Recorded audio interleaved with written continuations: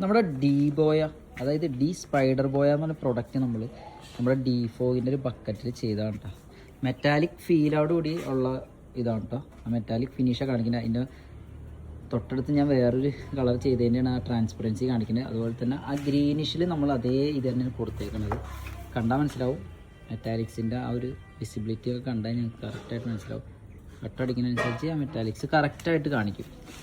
അതുമാത്രമല്ല, ഇതിപ്പോൾ പ്ലാസ്റ്റിക്കിൻ്റെ ബക്കറ്റിലാണ് ചെയ്തിട്ടേക്കണത്. അപ്പോൾ പലർക്കും ഡൗട്ട് ഉണ്ടാവും ഇത് പൊളിഞ്ഞു പോകുന്നു. ഇല്ല, ഇത്രയും ഗ്ലോസി ആയിട്ടുള്ള ഈ ബക്കറ്റിൽ ചെയ്തിട്ട് കണ്ടാ ഇത് പൊളിഞ്ഞൊന്നും പോകില്ല. ഇതിൻ്റെ മുകളിലൊരു ടോപ്പ് കോട്ട് ക്ലിയറും കൂടി കൊടുത്തു കഴിഞ്ഞാൽ ഇതവിടെ സെറ്റായിട്ട് ഇരിക്കും.